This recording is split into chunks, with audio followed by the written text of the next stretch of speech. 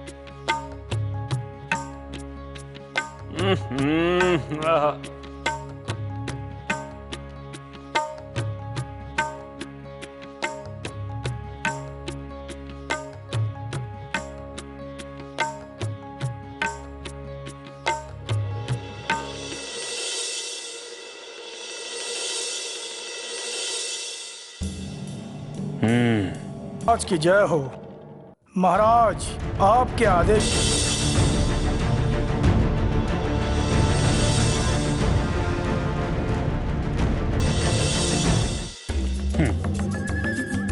आपने इन्हें भली भांति समझा दिया कि इन्हें क्या करना है। महाराज, ये दोनों अति क्रूर, चतुर और बहुत ही अधिक निर्दयी हैं।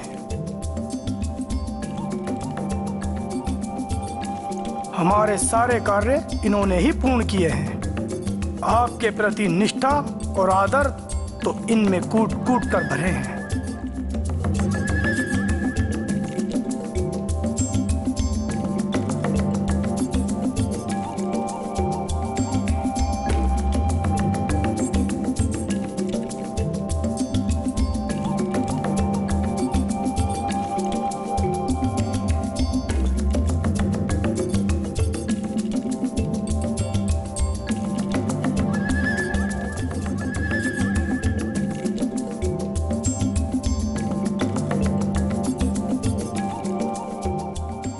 आपका कथन सत्य है।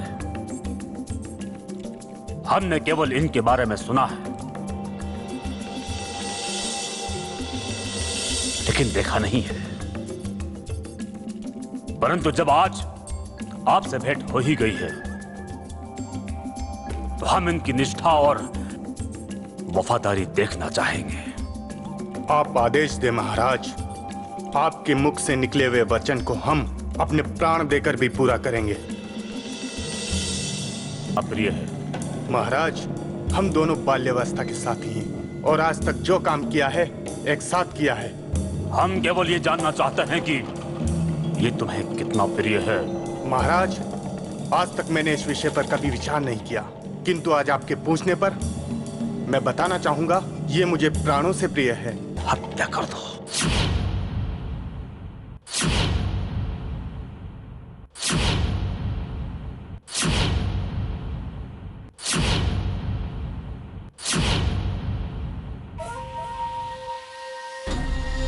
कृपया हमें क्षमा करे कुंभ।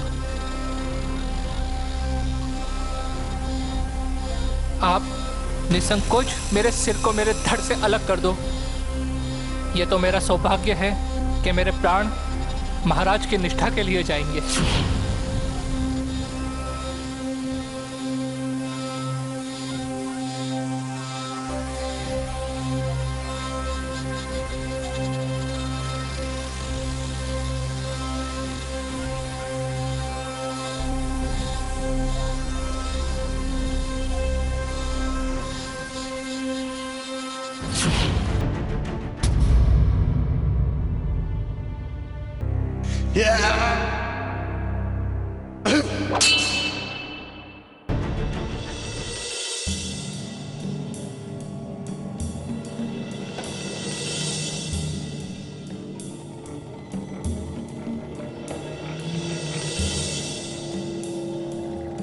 आपने सिद्ध कर दिया है कि आप निष्ठावान हैं। हमें यह देखकर अधिक प्रसन्नता हुई।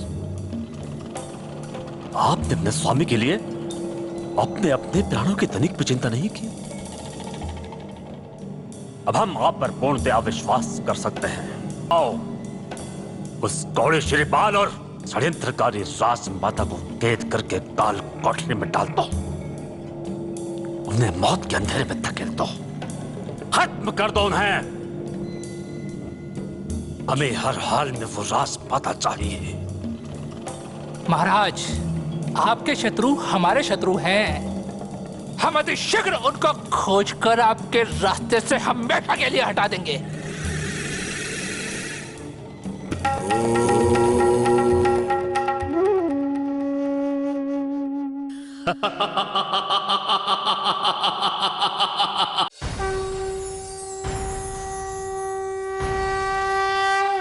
सावधान!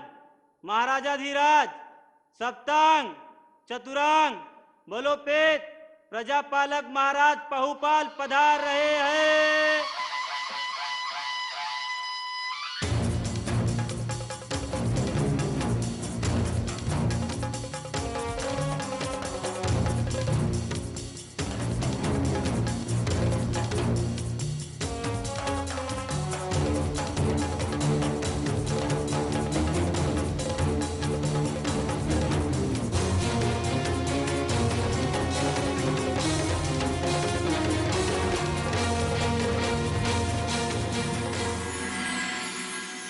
महामंत्री, हम अपनी पुत्री राजकुमारी सुरा सुंदरी के विवाहोत्सव की व्यवस्थाओं को लेकर बहुत चिंतित हैं।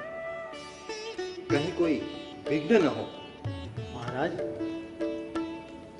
राजकुमारी सुरा सुंदरी के विवाह के महोत्सव के लिए आप पूर्ण निश्चित रहे। राजपुरोहित इस संबंध में गहन अध्ययन कर चुके हैं। बहुत शुभ घड़ी में विवाह संपन्न हो रहा है। जी महाराज। सारे राज्य की प्रजा हर्षोल्लास से भरी हुई है, जैसे मानो राजकुमार का विवाह प्रसंग नहीं, कोई महापर्व होने जा रहा है। सारे नगर को वधू की तरह सजा दिया गया है। सभी मित्र राज्यों को, धर्मगुरुओं को और ब्राह्मणों को निमंत्रण पहुंचा दिया गया है। उनके मनोरंजन की व्यवस्थाएं भी संपूर्ण हो चुकी है। महाराज, राज नर्तकी, देश प्रदेश की प्रख्यात नृत्यांगनाएं और गायक अपनी कला प्रदर्शन के लिए पधार रहे हैं। हमें आपसे यही आशा थी। परंतु महामंत्री, राजकुमारी के विवाहोत्सव की व्यवस्था में प्रजा के नित्यक्रम में कोई बाधा न आए, इस बात का विशेष ध्यान रखा जाए। जी महाराज। महामंत्री, हमारी प्रजा हमारा परिवार है, इसलिए पाणी ग्रहण संस्कार के समस्त प्रसंग में हमारी प्रजा को भी आमंत्रित किया जाना चाहिए।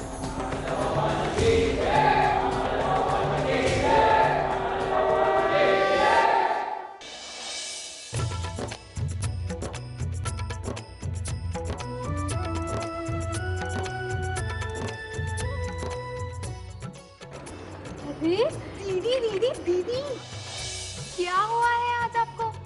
पहले तो इतना प्रसन्न हमने आपको कभी नहीं देखा। अरे बताइए ना हमें कि क्या हुआ है। मैना, आज हम इतने प्रसन्न हैं। आकाश भी आज मेरे पैरों तले प्रतीत हो रहा है। पवन, वनों के पेड़, पत्तियों, फूलों को स्पर्श करती है सारी प्रकृति में समा जाने का मन करता है। सत्य कहूँ तो आज मैंने अपना प्रेम संसार जीत लिया। मैंने अपना प्रेम संसार। ये तो आपका भाग्य है दीदी कि आपने जिससे प्रेम किया वही आपको वर के रूप में मिल गया। नहीं मैना, यह भाग्य का नहीं, ये तो मेरे प्रेम की शक्ति का फल है। पिता के प्रति मेरी श्रद्धा भक्ति है, जिससे अभिभूत उन्होंने मेरे हृदय की बात पूछी और स्वीकार की। दीदी, मैं आपके सुखी जीवन की कामना करती हूँ, किंतु क्षमा चाहती हूँ। पिताजी ने पिता के श्रेष्ठ उत्तरदायित्व का निर्वाह किया, परंतु आपने स्वयंवर का चुनाव कर निर्णय बताकर धर्म के विरुद्ध व संस्कार रहित पुत्री होने का परिचय दिया है। मैना, तू जिन धर्म गुरुओं की संगत में अपना मानसिक संतुलन खो रही है पगली, यह जीवन हमें संसारिक सुख की प्राप्ति के लिए मिला है और इस संसार के लिए अपने जीवन साथी का चुनाव स्वयं करना धर्म विरुद्ध नहीं, धर्म संगत ही है। मेरा जीवन धर्म मुझे सत्य, अहिंसा व मर्यादा का मार्ग दिखाता है दीदी, और मैं जीवन कर्म फल के इसी सत्य मार्ग पर चलने के लिए प्रतिबद्ध हूँ। कर्म फल को सर्वोत्तम और पिता के पालन पोषण और स्नेह को तुच्छ बताना, यह धर्म का मार्ग कदापि नहीं हो सकता मैना। यह पाप है पगली। ये सब कर्म फल और धर्म की मिथ्या बातें छोड़, मेरी बात मान तो तू भी मेरी तरह पिताजी के सामने अपने प्रेम के द्वार खोल दे। फिर देख, तेरे कटु शब्दों से आहत पिताजी भी अपनी पीड़ा भूलकर तुझे हृदय से लगा लेंगे।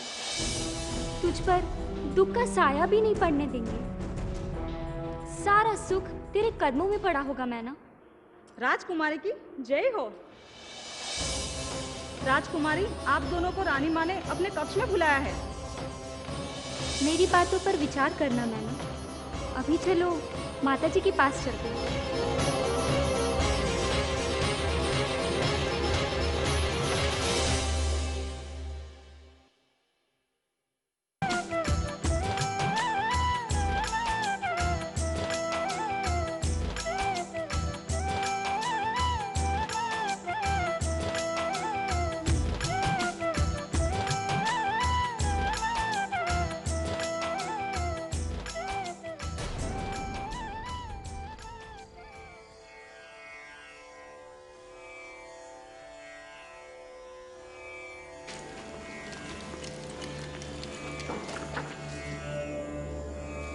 प्रणाम माता।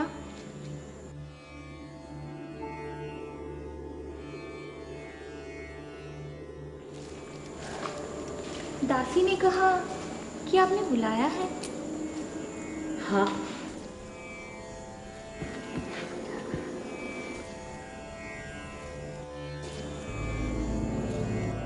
माता, आप रो रही थी? नहीं, बस यूं ही सुरा सुंदरी के बाल्यपन की अलरता के पल स्मृति में उमड़ घुमड़ पड़े। ममता से भरे इन नेत्रों को तनिक भिगो दिया। बहुत बहुत कठोर होकर मैंने इसे रोकना चाहा, पर रुके ही नहीं। निर्दयी कहीं के बह ही पड़े।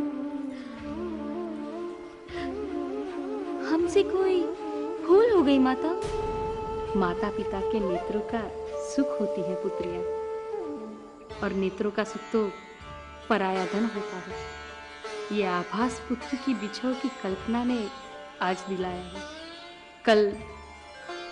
कल लग्न लेखन पूजा होगी, परिणय संस्कार का मुहूर्त निकल जाएगा, और देखते ही देखते पराई हो जाएगी। जिस पुत्री को नेत्रों से कभी ओझल नहीं किया, उसके बगैर जीना होगा। बहुत कठिन होगा पुत्री, तुम्हारी माता के लिए बहुत कठिन होगा।